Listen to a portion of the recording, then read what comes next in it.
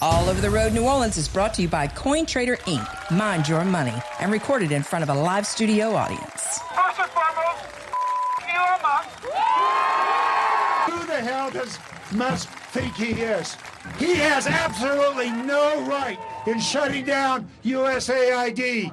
What Elon Musk is doing is illegal. It is a coup. Elon Musk makes unsafe cars, and now he wants to create an unsafe world. We will not shut up. We will stand up. We will speak up. And many of my colleagues are upset. They're really mad at Mr. Musk. Hell, I think we ought to give him a medal. It's All Over the Road, the podcast with special guest Scott Mckay today. And you know, the first cuts are always the deepest. And boy, is DOGE doing some cutting. Scott Mckay on the program. Scott, you there? Hey, how's it going? Scott Mckay, ladies and gentlemen. Yes, always good to hear Scott McKay's voice. Yes, indeed. Wait a minute, we got to hit the post. Hold on. Respect the music. Respect the music. His name is Scott Mckay. He's with the Hayride. He's a featured guest on our show many times, and a frequent guest at that. I guess we haven't talked to you since before the election. I thought we had him on. Is that right? No, it was before. I think we Oh, he might have. You would know better than me. I can't remember. I don't. I mean, I know we were talking right before the election, but I don't remember if we did one right after or not. Well, maybe. I don't know. But it's always good to hear his voice, and I'm sure he's been busy. Man, the way things are moving along so quickly, warp speed. How do you even keep up with it, Scott? Jeez. I can't. You know what? It's funny because my plan, and this is like a plan that's been, Mike Tyson's whole thing about everybody's got a plan until they get hit. Mm-hmm. Like my plan has gotten hit rock solid for like a year. Was that I was going to do a sequel to the Revivalist Manifesto, which was my first political book I wrote, right. And I was going to do it before the election. And I'd basically written a little more than half of it. Trump gets shot and all kinds of weird stuff starts happening. I'm like, I don't know that I can write this book because half the stuff in it's going to be obsolete by the time I get it out. Right? I know. It's like we have a dilemma all the time. Okay, we're getting ready to talk to Scott Mckay. You know, by the time we get it, and we edit it, and we put it on, everything will be different. But we still got to have to. You know, what are you going to do? Yeah. Oh no, it's worse for a book. And I was like, well, okay, so what I'll do is I'll wait until the election, and then all of this stuff that he wins the election, and I'm like, okay, well that's what I thought was going to happen, and then the book was going to be all about the policy stuff that a MAGA, what I would call a revivalist conservative agenda would look like, right? Mm-hmm. Well, everything, I'm like, okay, these are the things that really ought to get done. And they're like, we're going to do all of this stuff. And I'm going, oh my God, I'm writing about this. They're going to be doing it. And I'm going to be describing something dynamic in the pages of a book. It's going to be obsolete by the time it's published. And so I was like, well, let me wait until after the inauguration. And now I've basically given up on that project. And the book is not going to be about policy because the policy stuff is going so fast. It's like, there's no way you can capture it in a book. It's going to be about the changes in politics that that election signified, because that's big stuff. When you start looking at story, it's a good story. No, it really is. I mean, the policy stuff flows from that. Yeah. But like the book was going to be the revivalist agenda, and now it's the revivalist ascendancy is what the working title that I've got, because all of the ways that the Democrats used to dominate the last era of American politics that essentially began in 1932 when FDR won that election. That's right. All of that stuff is melting away. Like, they control the media. So you're really kind of hamstrung on things that you can do because the media will tear you apart. Nobody cares what the media says now. That's right. I mean, like really, literally nobody cares what NBC News says. That's so right. If you're one of these Republicans in Washington who thinks, well, okay, so, now that I got elected to the Senate, let's say, I need to make friends with somebody at the Washington Post, and I need to be very mindful of how I'm covered by the Washington Post because that could hurt me with my constituents back home if I don't get good press from them. Guess what? It's reversed. If the Washington Post is saying good things about you and you're a Republican, you're dead. They're going to say, that guy's a rhino and you're done. Look at Bill Cassidy. I mean, he's a perfect example. That guy spent his entire political career trying to curry favor with the establishment media and, you know, the DC in crowd. You know, and those people basically induced him to vote for Trump's impeachment. You know, ever since then, he's been trying to find a way to shake that off and can't. Yeah. And you know, and I whoever makes the runoff in the Republican primary with Cassidy is almost certainly going to beat him, because he can't get to 50%. Republican voters hate him in Louisiana. Yeah, but he voted for RFK Jr. Come on, doesn't that save his career? Well, look, he's going to vote for all of the things because the guy literally has a knife at his throat for, you know, politically for the next, 18 months, 19, 20 months, right? Like until that 2026 election, the only chance he has of surviving the Republican primary is essentially to be the Trumpiest Trump who ever trumped, right? Yeah. Like that's what's available to him. And it's absolutely not the Bill Cassidy that he wants to be. But guess what? That guy's not marketable anymore. How about a quick suggestion about the book and then a quick question? The suggestion would be, what if you did something like the birth of the golden age, and you did like a chronological of the all 4 years, and you cover all topics. So it's a 4-year project. And then after the 4 years, you put the book out. Well, there's going to be more than you know. This will be the second book along the revivalist theme. I'm gonna do the revivalist agenda at some point. It's probably going to be after Trump's first wave of policy stuff with the executive orders and the one big beautiful bill that they're going to do a little later this year. It's going to be like, okay, you know, now that you've kind of picked up the low hanging fruit, what else is out there that can really kind of solidify the golden age you're talking about? Yeah. That'll be like the next book after this one. But this one is all about, look, this is a primer for people who are whatever, MAGA, America First, or, you know, kind of catching this wave of reform or whatever, and think that, hey, okay, I'm going to go run for something. I want to get involved in politics. And it's like, okay, well, you know, if you're 35, 40, you know, or older or whatever, you may have certain assumptions of what politics is about, and you better not act on those because they're all out of date. Right? Who would be running against Cassidy? You got any names? John Fleming's already in the race. He's the state treasurer. Okay. So he's already declared. Blake Miguez has not officially declared, but everybody is, you know, pretty sure that Miguez is going to run unless Clay Higgins gets in. If Higgins got in, what Miguez would do is shift gears and he would run for Higgins' seat because he's a total shoo-in to win that. And then the other guy who's thinking about running is Eric Skrmetta, the public service commissioner from Metairie. Are these all Republicans? They're all Republicans? Yeah. These are all. I don't know who the Democrats are going to run. They'll probably draft somebody to go get clobbered in the general election because that party is completely dead in Louisiana. They don't have the ability to win a statewide race anymore. You think that Gary Chambers will run? It'll be somebody of the Gary Chambers stripe because that's you know, in a Democrat primary in Louisiana, that is who's going to win. Mm-hmm. That's 60% of the registered voters in Louisiana, right? Or Democrats in Louisiana right now are black. And what's in vogue and it's weird because it's fallen away nationally, but what's in vogue within the black community in Louisiana right now is like hardcore leftism.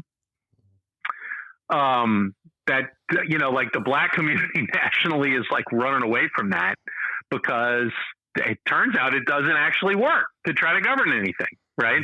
Yeah. So, you know, go figure. Well, you know, I think it's spreading like wildfire through the black community about how much they've gotten screwed by these freaking Democrats. I mean, the word's out. Absolutely. Well, black men particularly, I mean, it's like a third of black men are voting Republican now. I mean, this is it's a collapse is what it really is. I wanted to talk to you about that USAID thing and all the cuts where you started the segment with the first cut is the deepest. And it was very interesting about when we talk about the mainstream media. I don't know if they're mainstream anymore. I still think they are. I don't know. I'm not buying all that Hannity stuff like the legacy media is dead. They're not dead. Okay, let me just say that. What I would say is call them the corporate media. Okay. You call them legacy media. I mean, that's what they are. But it's, where the action is in the media space is independent media. I mean, that's pretty obvious at this point. And, all of these corporate kind of, legacy media operations have a style of journalism that, is sort of pretends to be objective, but is utterly partisan. Furthermore is sloppy about the lies that they've pushed. And at some point you're going to really damage your credibility doing that. And they're at that point because they have pushed so many like patently untrue things, whether it was the Trump-Russia deal, all of the stuff that they reported about COVID, the various things, in the Ukraine war that turned out not to be true. I mean, it's just a never ending stream of crap that's come out of these people. And they still pretend like, well, we're the arbiters of truth. And everybody's like, nobody believes that anymore. You can't say that because you've abused it too much. Well, here's what I want to tell you about Bannon because it ties in with the media.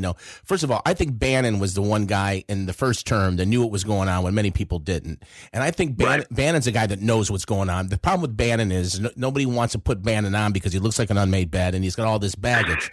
But Bannon said this about the media. I don't know if you caught this. I can't remember where I read it or saw it, but he said the way they handle the media now is that Trump is moving at this quick speed where he's doing so many things so fast that they can't absorb all these stories, so they end up just picking out one, and he called them they're too stupid and too lazy to pick on every issue. They'll pick one issue out of 20. I thought that made a lot of sense because that's what it's. No, he's right about that. So right now they're just on the Musk. They're on the Musk thing. Nobody elected Musk. Nobody. But then again, And the thing is that the takes are so stupid. I mean, it makes you start wondering if these guys are, they just, like Trump always says, they're not sending their best, right? Because,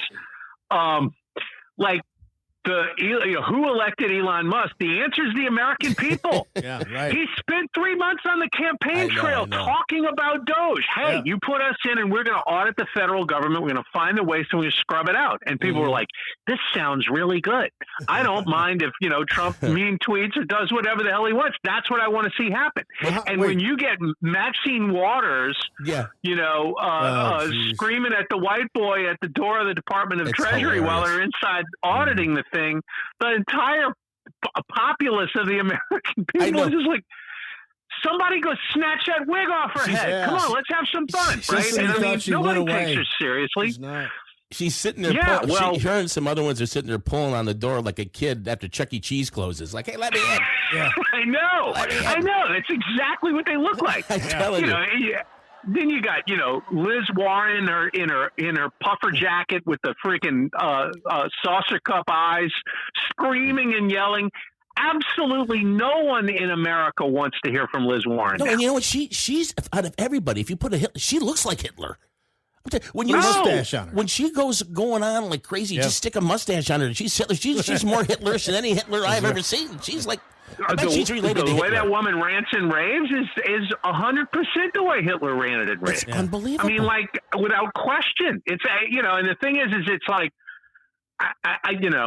for the longest time they stopped. And I mean, this is what we're describing here is the death of the modern Democrat Party. I'm not saying that the party itself goes away, but when it becomes politically relevant again, it's going to have to look totally different than this because.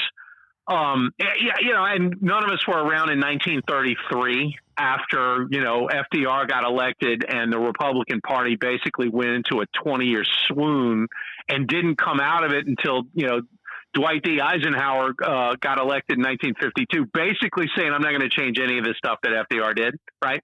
Mm-hmm.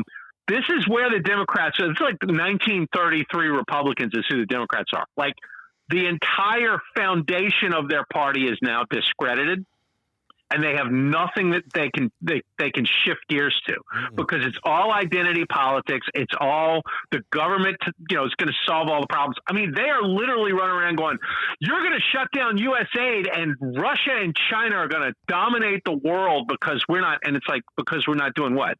Giving money trans operas for the Colombians, Sesame Street in Baghdad. Like, that's not how you beat China. You're not going to, you can't make the argument this is how you beat China, right? Stop making that argument or we will never listen to you again. And like, there's apparently nobody in their camp who's able to, pull on the brakes and say, guys, this is not going to win. Like, this is how we get blown out in the midterms rather than like taking seats back and winning back out. No, you're going to lose 20 seats and you'll never get anything back. It'll be decades before you do, and you'll be a totally different party when that happens. Like, that is, and the big picture is that an entire political era that started with that 1932 election is over. It ended in November, and we're off to something new, which is what I'm going to write this book about. Well, he's our favorite guest. He's an author. He is the head man, the jefe, if you hablan en español, of the Hayride, Scott Mckay. We're going to come right back with him. We're going to take a quick break. We come back. We're going to talk about transports because I got a few things to say about that. I'm so delighted about that. Joe Biden signing with a talent agency, and is Trump really draining the swamp? When we come back, it's All the Road, the podcast with Scott Mckay and Ted Semper. Be right back. The election's over. Yes, it is. The election's over. A lot of people were freaking out because the election. What do I do with my money? How do I invest? The stock market was going crazy the whole time. Gold up to $2,800 an ounce. So now that the election is over, what are you thinking? You're thinking, well, everything's cool now. I don't need gold. Oh, no. Not so fast, my friend. Hang on. Not so fast, my friend. Do you know gold is the only real money?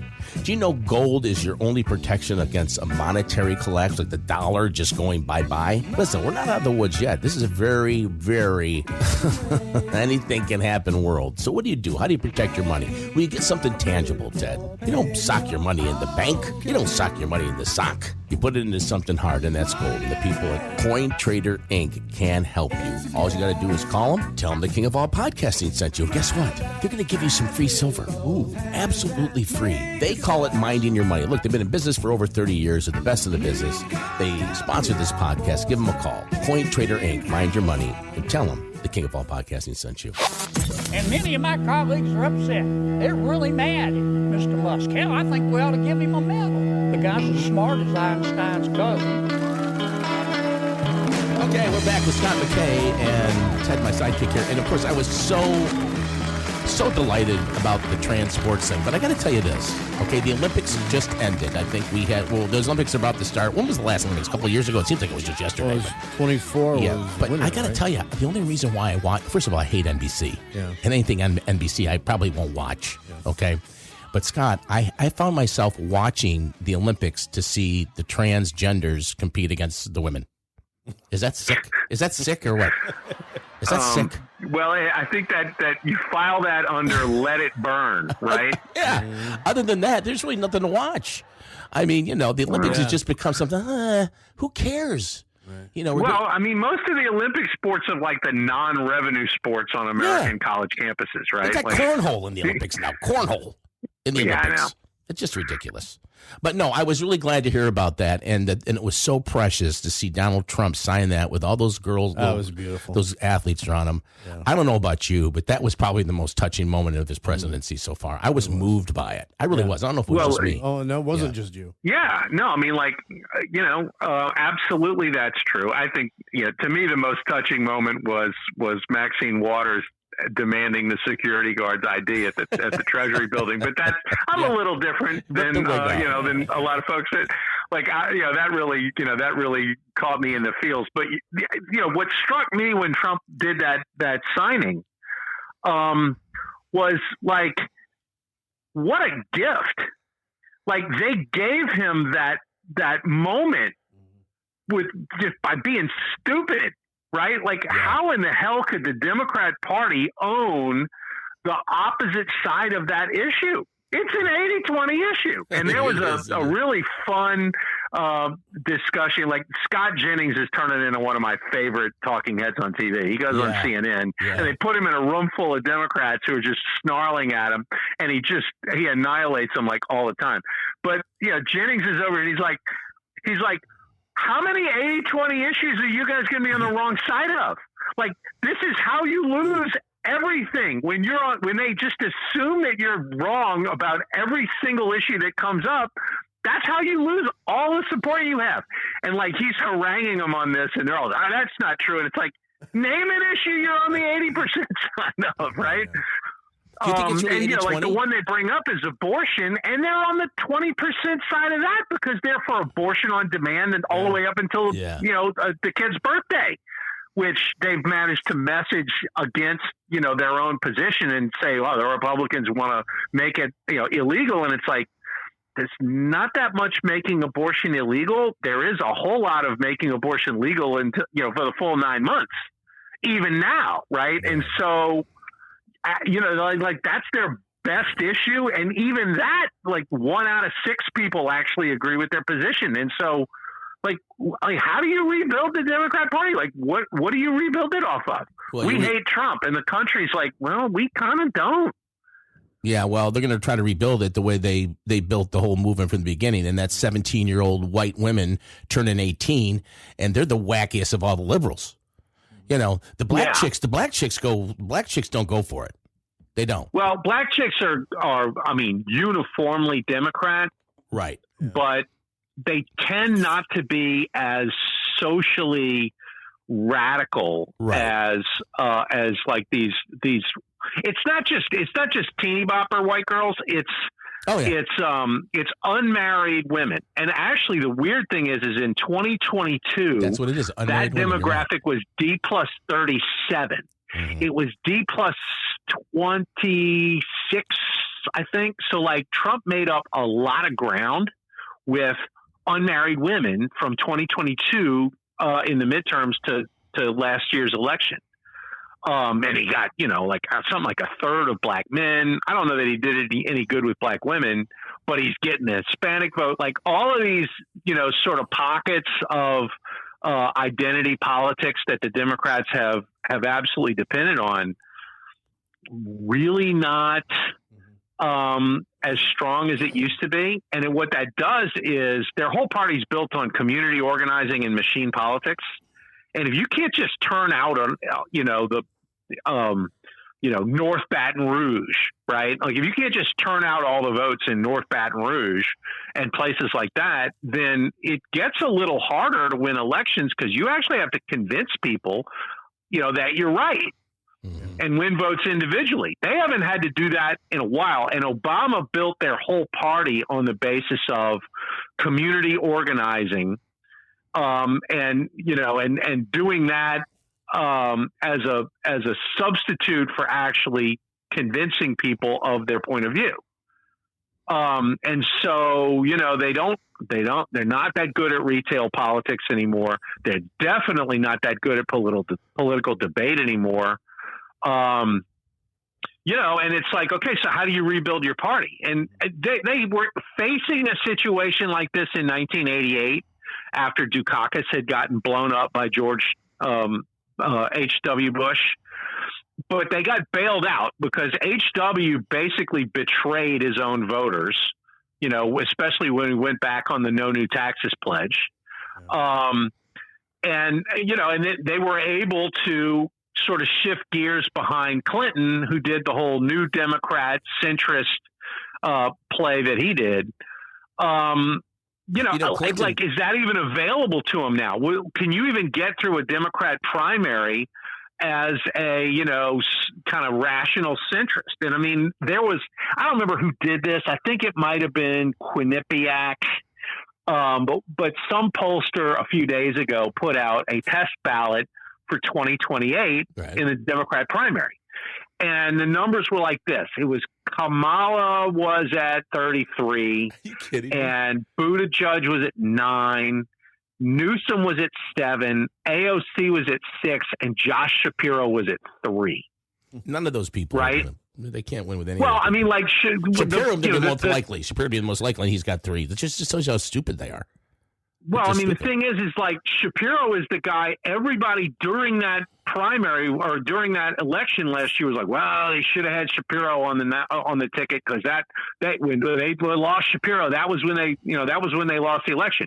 You would think that people would remember that and say, okay, well, he probably ought to be our nominee in 4 years because that's how we can win. And instead, he's getting 3%. And the reason he's getting 3% is if you break that poll down, it's all identity politics. Kamala's getting the black women and a chunk of white women, and she's at 33, right? Buttigieg is, he's the gay guy, so he's getting 9. Yeah. Newsom is like the sort of establishment, blow-dried, dumb white leftist vote. He's getting 7. Right? AOC's got the young kids, and she's at 6, and Shapiro's Jewish, and he's getting 3. I hope they stick with it. I'm telling you, because it makes no sense whatsoever. Did you see the little deal they had, going back to USAID and everybody freaking out about the cuts, all these ridiculous stuff. Notice they don't go item by. Well, they say that all the crap, but they don't go item by item. No. But Obama, he fired like 500,000 people when he came in. Yeah. Did you know? Did you see that story? 500,000. We cleaned out all the Republicans. Exactly.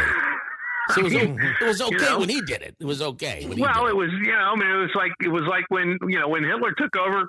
There was a pretty good purge when Hitler took over, and there was a pretty good purge when Obama took over. Obama is the closest thing to Hitler. Obama himself. Well, from the standpoint of a lot of the things that you would look at and say, okay, this is a fascist regime. Mm-hmm. When you basically get the corporate incumbents in your marketplace and you wed them to the government, which Obama did enormously well. He set us up with a pretty fascist economy. And then he weaponized the law enforcement against his political enemies, which is a classic hallmark of a fascist regime. Mm-hmm. So, I mean, they really like calling Republicans fascists and Nazis. And it's like, that might be a bit of projection. Scott, it's like I've always said, whatever they say that you're doing is what they're doing. That's the only thing they can do. Absolutely. There was the time remember when Warren was talking to Kennedy during the when they were grilling him in the Senate, for his appointment. And she was going, well, what's stopping you from doing this and doing that and taking this kickback and taking that kickback? Why didn't you just say, how do you know how to do all this stuff? I mean, it seems like, exactly. I mean, she's like, they're just so. Now Biden just sided with this talent agency. Now, is that the same agency that Michelle did her book with? Is that basically a book absolutely. Deal? It's a book deal. They right? sign up every single Democrat politician. Yeah, because I can't see Biden doing Saturday Night Live.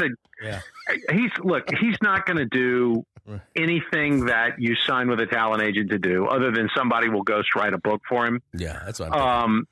I mean, Joe Biden is Woodrow Wilson the last 18 months of his life at this point. I mean, that guy's a vegetable. You're never really going to see him in public again. But when they sign with these talent agencies, these Democrat politicians, and CAA is the one that most of them sign with, it's plain and simple. It's a payoff. Right. That's all that is. Right. The agencies like, we'll represent you, and they throw them some money as an advance or something to sign with their agency. He's not going to actually do anything other than put his name on a book somebody else ghost wrote that absolutely positively nobody will buy, and the CAA will negotiate an advance for him and take a piece of that from some book publisher who is essentially making a payoff. I mean, that is how this works. And as somebody who writes books and, struggles to get advances for them and fights the system that, kind of stands in the way of people making money from actual books that somebody might want to read, it's irritating. Right? Like, it's irritating. It's like, we're going to give money to celebrities to do crap. and then people who actually work at this and try to do it well, have to fight through it. And you wonder why the book publishing industry is in so much trouble, and this is it. I would always say, they talked about draining the swamp. There's no way anybody can ever drain the swamp. Do you think he's draining it? I think he's making a pretty good start. Yeah.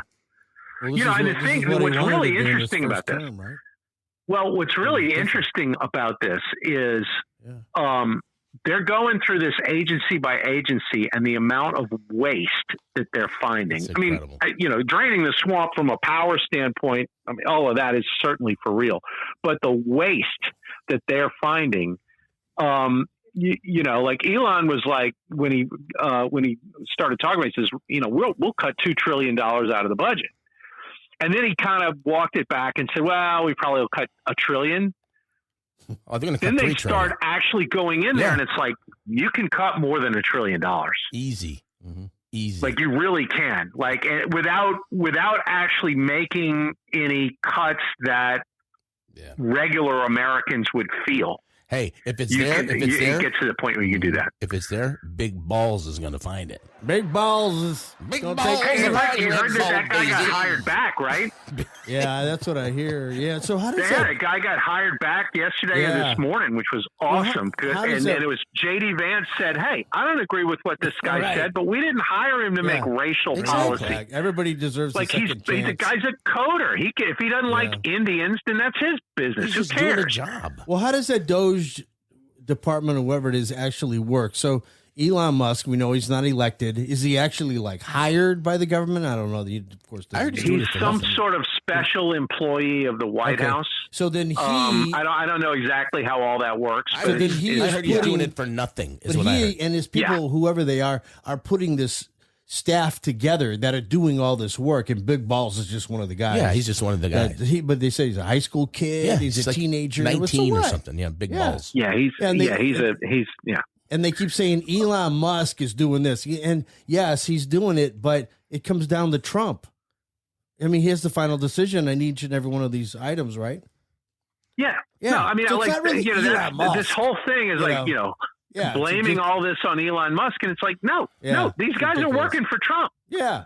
And they ran on this. Everybody knew that this was going to happen. Well, maybe they didn't know because they couldn't fathom it, but they told everybody they were going to do this. It's it shouldn't be a surprise. It was part of the campaign that he ran on, along with Make America Healthy Again and all these other different things. Like, this is none of this should be surprising, and none of this is, undemocratic. It is specifically what the American people voted for in the election. It is specifically what we wanted to have happen. And the fact that they are screaming about it and screaming about it in a way of, you're destroying our government. And it's like, but they're doing an audit of the government, right?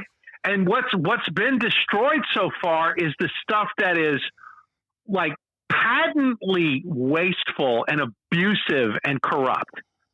Yeah, right? That's right. Oh yeah. This is destroying the government, and it's like, be glad it's just DOGE, because if this is literally what you think the freaking federal government should be, then you're lucky this isn't like a full-on storm the freaking Bastille type of revolution, and you guys get marched in front of a firing squad for stealing all the money.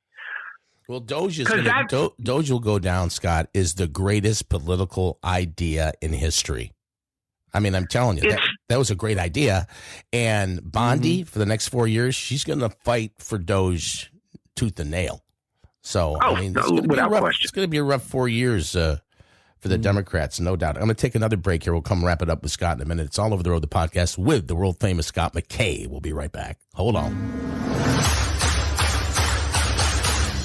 504-603-6753. You know what that is?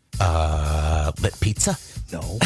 504-603-6753. Oh, it's our listener line, 24 hours. That's it. What's on your mind? What's on your mind? You got a question for Vic? Got a question for me?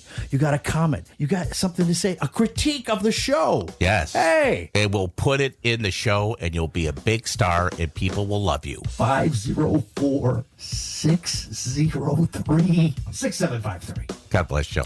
Call the line. God bless you.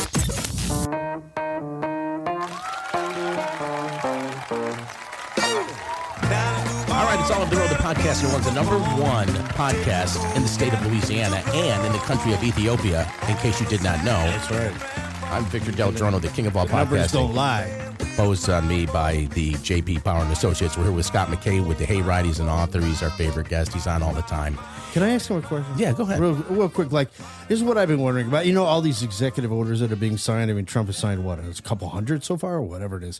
But so take, like, the men competing in women's sports. So the executive order, I might be the only one that doesn't understand how this is carried out. So when Trump, the president, signs that the other day, does that become a law? Like, do the schools have to go by that? Do universities? How does that process? Like, I think if you're taking federal money, exactly, which every like, other than like Hillsdale, every college in America is catching federal money. Yeah. You know, you can't have boys on your girls' sports teams, right? So the federal purse strings is how this is enforced. I don't think that they can, outright stop you from putting boys on your girls' sports team. Although, Pam Bondi can actually show up and tell you that you're in violation of Title IX. Right. Well, the NCAA's already said they're going to comply. Yeah, I heard that. The NCAA is going to comply. So college is out. Yeah, they are. Mm-hmm. Like Minnesota and California, I think both have said that they're not going to comply. So I guess that involves the high schools. Well, the thing is that, I don't think that state universities, like the big state universities, I don't think they should get any money, period. Because when you're talking about name, image, and likeness, and you're talking about NIL, and you're talking about all the money going to these college athletes, what the hell do they need money for? The donors can give them money. And why are we funding state universities so our kids can be brainwashed? Because that's what they are. Well, so there's not a lot of NIL at, say, San Jose State, which was the place where the volleyball team had the guy, right? And everybody in their conference basically forfeited games against them because they didn't want to play against the guy. But they have enough Silicon Valley money to keep that university going forever. You don't need federal funding. Well, the university, yeah, but I don't get the impression that San Jose State's athletic program is any bigger than, say, like Louisiana Tech is. No, probably not. And so, there's not a big pool of NIL money that they can draw from for football players, basketball players, whatever. And their athletic department is largely funded by the university rather than the other way around, say, like at LSU. If the university's catching Title IX money or federal money, and they are, and some of that filters down to their athletic department, then they pretty much have to follow the administration's interpretation of Title IX, which is that there should be no men and women's sports. So, I think that that's how the rubber meets the road on this. Yeah. It's if you want to fight City Hall on this, you're also fighting 80% of the public. That's right. Yeah, I can't remember who had said. One of the guys said this. One of the senators said, we're sick and tired of watching, women getting their heads kicked in by men because you had that one boxing thing at the Olympics. They had a guy you can't just let some guy fight a chick. Right. It's just ridiculous. But you know what? I think it's over. Mm-hmm. I really do. I think it's over. And, as a matter of fact, I think this is crazy. I might be crazy thinking this, but it all started with letting girls playing with boys in Little League. I know it seems like it's nothing. Because they're little kids. Co-ed. Yeah. They should never be. It should never be. Yeah. There should be a girls softball league and a boys baseball league. You shouldn't mix them from when you do it from the jump. They think it's okay to keep doing it. Now, it's the reverse. It's the reverse because you got the girls playing with the boys, and of course, and they're little. You thought they're little, let them play, but it sets a tone, is what it does. That there's no gender boundaries in sports, and that just can't be. So now, what else you got? Well, that was the interpretation that they had, which was that gender is a social construct. And therefore, none of this is real, so we can kind of make whatever sort of policies and rules that we want. And, there's such a thing as objective reality. And at the end of the day, you're not going to convince people that their own experiences are not valid. And the vast majority of everybody's experiences are, it's probably not good for women to get in physical competitions with men. Doesn't work well, right? And so you were never going to be able to push that on people. And when this thing took off, it was hubris on their part, because they were like, no, we literally can bully people into believing anything. And that's like old school 1984 George Orwell type of stuff. And like they were just getting high on their own supply, which is one of the reasons why they're in such dire straits now. Is that, all of this stuff is going away. Like the analogy here is a centrifuge, right? When a centrifuge is finely tuned, the faster you spin that thing, the more effective it is, right? It clarifies whatever it is that's been in the centrifuge. It does all these different things. But if that thing's thrown a little bit off, you better watch how fast you spin it, because it's going to do damage, right? And right now, you have a bunch of Democrat politicians running around trying to spin that centrifuge as fast as they can, and it's throwing off parts. Yep. And they don't have anybody trying to slow that thing down and rebuild it. And so, Well, you know how much we like you, and I've got a proposition for you. I'm going to do something for you, okay?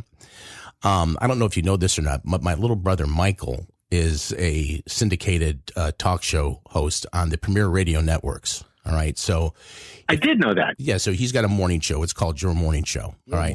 And I'm kind of like a guest every now and then on the show. And as a matter of fact, there's something in the works that when Michael goes on vacation that I will be filling his seat until Michael gets back. So that's something in the works.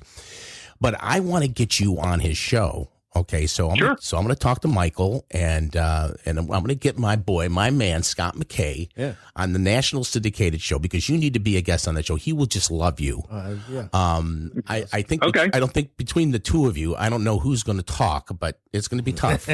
It's going to be tough. Y'all might have to do it on StreamYard so you can see one another and cue on each other because you're both just you're a lot alike. Basically, you're a lot alike. Yeah, I think it'd be really good. I mean, now it is an early show. You got to get up early. 5 a.m. Central. Can you do that? When it starts. Like you may get like a 7:10, 6:10. But he's on like, what is it, 60, 70, 80? Central, it's 5 to 8. Yeah, but he's on Central. Detroit. He's on, he's on all the big, like a lot of big cities now. Yeah, St. Louis. He's about ready to be on in WR, New York. So I'm going to talk. Yeah. So if I talk to him about it, I get it done. You're down, right?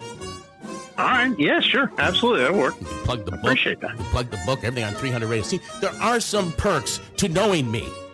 That's right. We finally uncovered one. Great. This is and you know what? And I still want you, next time you get in town, I want you to call me. I want to get together. Believe with it or you. not, we've never met Scott in person. Never met him in person. And that's about the time we do. No. Well, we can fix that. Yeah. All right, Scott. For sure. Rattle off all the socialist media handles that they can get into your stuff. You? And where do they find you? Yeah, well, check me out on X. I'm at The Hayride. And, see my stuff at thehayride.com, at reviver.com, and also at spectator.org, which is the American Spectator, where I'm a senior editor. And I got, 3 columns a week there. And then go look me up on Amazon. We get, last year I wrote those 2 books, King of the Jungle and From Hellmarsh with Love. It's like nothing but 5-star reviews for both. Everybody loves these books. There's 2 guys in this country that never sleep. One of them is Donald Trump. The other one is Scott Mckay. I don't know how these guys sleep. They never sleep. Right. But anyway, I don't sleep because my dog snores. That's it's nothing like Trump. What's best about Scott is, though, when he's on the show, he shares the show, and it's important that you do, because Ted, sharing is caring. God bless y'all. Thank you, Scott. God bless you, brother. See you, man. All right, see you guys. Come on, Coin Trader Studios, we're bringing it live. And who am I? I go by the name of Darkest Night. And Jada Hoyos is the one who brings a sick beat to which we're getting pumped for topics this week. Cause I need to grab my grape soda and take a sip while I turn it over to Katie, Nick, Ted, and Vic. It's all over. We're all over the road. We got a brand new show, so just lo and behold, from the bayou to the city to the burbs to the swamps, you better know what time it is when you're hearing that. All Over the Road New Orleans is brought to you by CoinTrader Inc. For real-time prices on gold, silver, palladium, and platinum 24/7, go to goldpricesnow.com. That's goldpricesnow.com.